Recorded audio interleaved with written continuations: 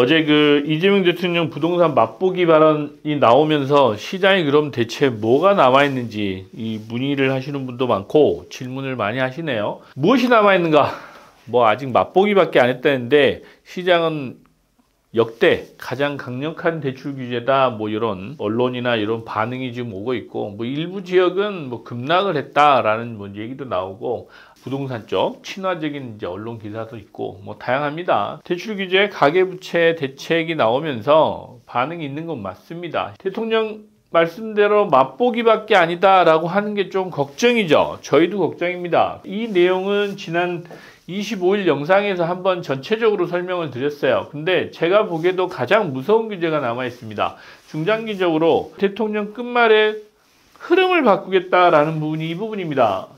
금융개혁이에요. 자본규제를 통해서 가계로 들어가는 주택담보대출 비율을 줄이겠다. 가계대출을 줄이겠다. 그 규모가 약 200조 원가량 됩니다. 그 돈을 기업이나 주식 쪽으로 가게 하겠다. 경제에 좀 생산성이 높은 쪽으로 방향을 전환하겠다라는 부분이어서 어찌됐건 여러분들한테는 영향이 미치실 수밖에 없어요. 금리도 그렇고 대출 규모도 그렇고 여러분들이 또 대출을 받을 수 있는 이런 여러 가지 내용적인 측면에서도 그렇고 파이 자체가 줄어드니까 여러분들은 이제 영향을 받을 수밖에 없다. 그러나 가계대출 자체를 축소하는 것뿐만 아니고 은행들도 이제 탈출 방안 내지는 생존 방안을 찾아야 되는 상황인데, 이 외에는 또 다른 어떤 이 부분에서는 풍선 효과가 있을 수 있는 부분이 분명히 있습니다. 가계 쪽 말고 기업 쪽은 오히려 좋은 상황일 수도 있어요. 그런 부분이 중장기적으로 보면 흐름을 바꾸겠다라는 부분하고 일맥상통하다. 이제 그 부분을 아시면 됩니다. 그래서 은행 쪽에서는 주담대를 해주게 되면 BIS 기준율하고 상관없이 자본을 축적해야 되는 그런 상황이 벌어집니다. 이제 그러다 보면 은행 쪽에서 대출해 주는 거를 좀 주저할 수밖에 없겠죠. 그 다음에 이제 뭐 세제를 개편하는 부분, 개혁이라고 저는 표현했어요. 계속 세제를 개혁하고 지방경제 활성화하는 부분이 일맥상통하게 지금 돌아갈 텐데, 뭐 올해는 안 할 수도 있습니다. 방향은 분명할 것 같다라는 부분에서 지난번에도 한번 말씀을 드렸고, 실질적으로 우리나라가 선진국형 세금 제도를 도입하겠다. 고소득자, 집을 사시고 싶은데 사게 해라. 대신 세금 내면 된다. 세금 내고 살아라 라는 부분이에요. 그 부분이 되게 무서운 말입니다. 이제 제가 최근에 좀 이재명 대통령의 얘기하는 스타일을 저도 이제 이해하기 시작했어요. 과도한 시세 차익은 일단 회수하겠다. 불로소득이라고 생각하는 겁니다. 그 다음에 똘똘한 한 채 수도권 쏠림 현상, 이거 용인하지 않겠다. 공정시장가액 비율, 현재는 지금 내년 5월 달까지 5월 초죠? 5월 초에 돼 있는 시행령으로 돼 있는 부분 뭐 당연히 돌리지 않겠나라고 보이고, 장특공제 한대 조정해서 고가주택, 그러니까 똘똘한 한 채 현상들, 뭐 수도권 쏠림 현상들은 아무래도 좀 영향을 받을 거다. 그러다 보면 매물도 출회하게 된다라는 이제 말씀을 드리고, 가계부채 관리 대책에서 궁극적으로는 가계 쪽에 그 부동산 쪽에 들어가는 자금의 규모를 줄이겠다. 부동산 투자로 들어오는 투기 수요나 이런 수요들을 줄여서 경제 활성화 쪽으로 유도를 하겠다. 물론 주식시장입니다. 이제 그런 쪽으로 유도를 하겠다라는 게 크고,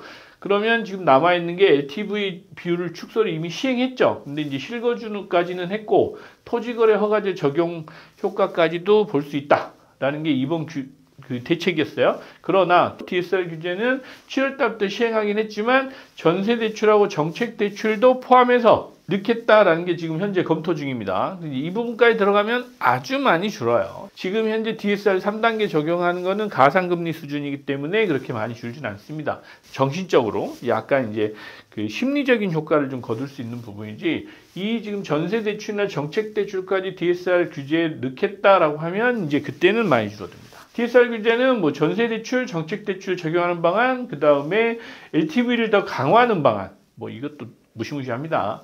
그 다음에 주택가격에 따라 세분화해서 낮추는 방안, 뭐 여러 가지를 지금 검토하고 있는 것 같아요. 그래서 은행 주담대 자본 위험 비중 가중치를 높여서 대출을 줄이는 방안, 아까 뭐 자본 규제하고도 연계되어 있습니다. 이제 이런 부분까지도 검토를 하고 있어서 이재명 대통령 그랬죠. 할 게 아직 많다고, 이제 수요 쪽에 억제하는 정책도 아직 많이 남아있다라는 부분이 이제 저런 부분입니다. 그리고 이제 부동산 정책 중에서 여러분들이 가장 밀접하게 가장 근접해서 다가올 수 있는 부분이 제가 보기에는 일시적인 일가구 이익 기간 축소하는 겁니다.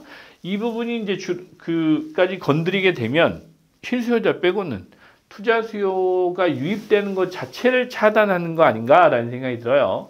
그래서 정부가 지금 이제 나온 지 30일밖에 안 됐으니까 점진적으로 뭐 적용도 하겠지만 또 시장이 안정되고 침체되거나 이러면 점진적으로 해소할 수도 있고, 근데 이제 이런 부분은 해소라기보다는 이제 정상화로 유도하겠다라는 부분이 큰 것 같아요. 자, 오늘 이런 부분을 말씀드렸던 이유는 그래요.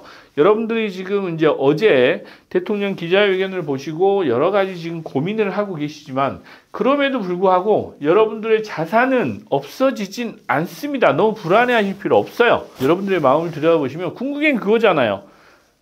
욕심이신 거예요.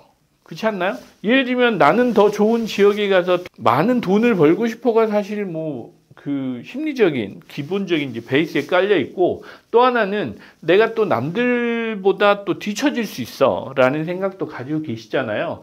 그래서 너무 여러분들 자산이 사라지는 거 아니니까 너무 이렇게 조급해하지 마시고요. 좀 차분하게 대응하시면 얼마든지 기회는 있다. 그리고 지금부터는 돈을 빌릴 수 있는 능력이 부자에 가는 길이에요.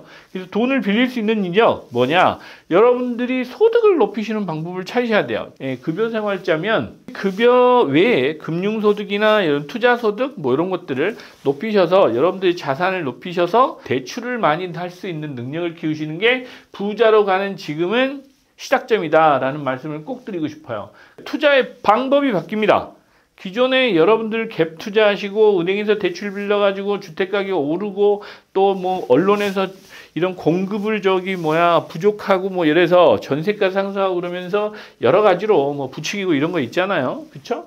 이제 그런 방법들에 이렇게 쏠려서 그 투자를 하시면 큰 코 다친다. 그래서 여러분들이 투자하시는 방법도 이제는 아주 지능적이고 고도화되셔야 됩니다. 특히 세금 부분, 정책적인 부분, 그 다음에 금리나 이런 대출 부분을 또 할 수 있는 이런 금융 어떤 능력이라고 할까요? 이제 기존에 가지고 계셨던 자산들을 활용하는 방법들까지 여러 가지 좀 스터디를 하셔야 이제는 투자도 지능적이고 수익도 많이 올릴 수 있게 되지 않겠나라고 생각해요. 그거를 언제?